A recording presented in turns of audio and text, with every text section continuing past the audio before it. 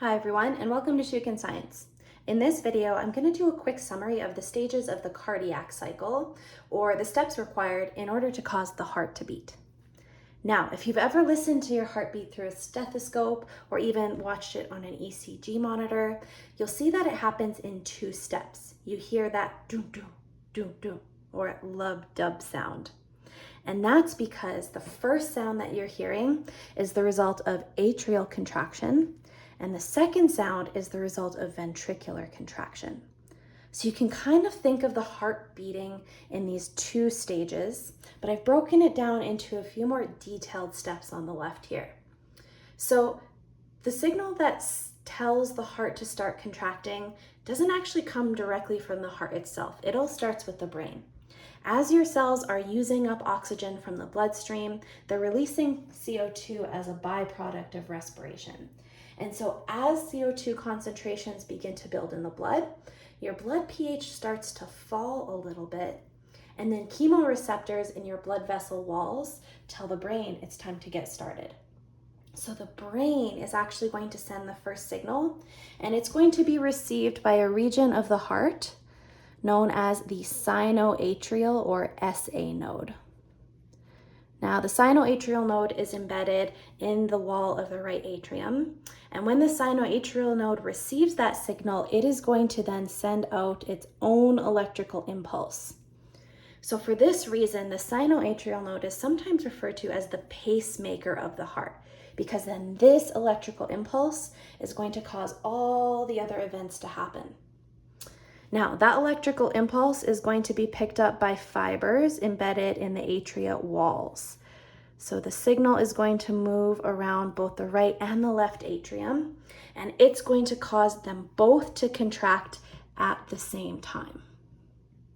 So the first heart sound is the result of atrial contraction. When the valves close and snap shut, that's the sound that you're actually hearing. And that, by the way, is sometimes also known as atrial systole.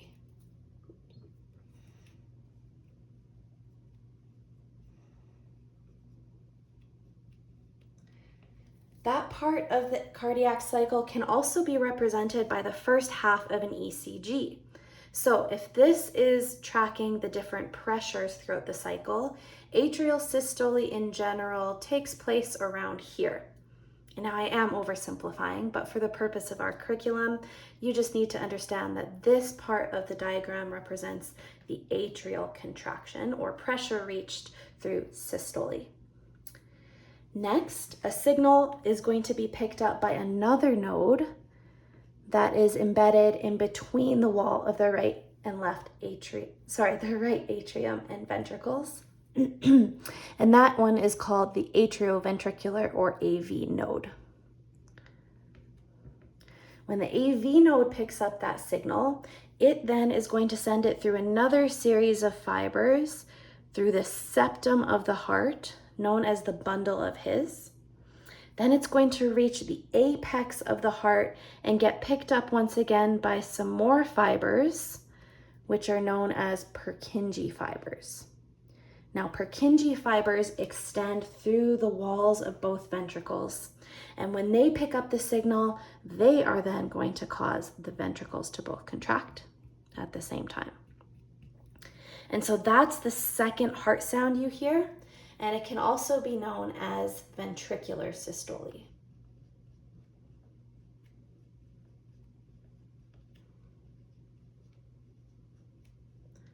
Which is actually represented in this half of the ECG diagram.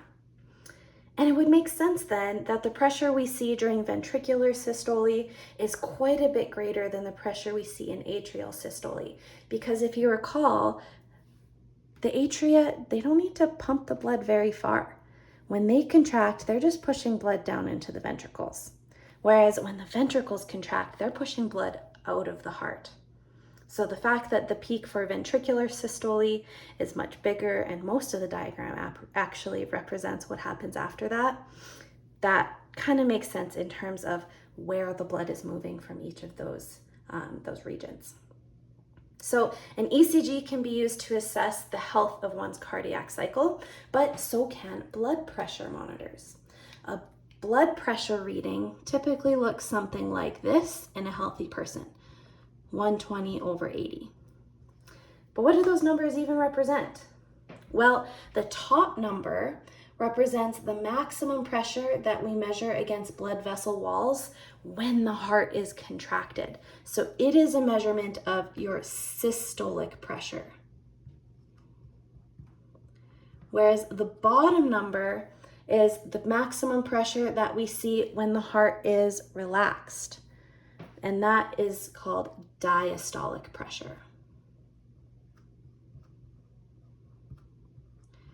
So then obviously your top number should always be bigger than your bottom number, and 120/80 is generally what we expect to see in a healthy person. And then of course the cycle repeats. Once your oxygen has been delivered to your cells and they're using it and releasing CO2 into the blood, once again, then the brain will detect that and the sinoatrial node will generate another impulse and the cycle will continue. I hope that was helpful. Thanks everyone.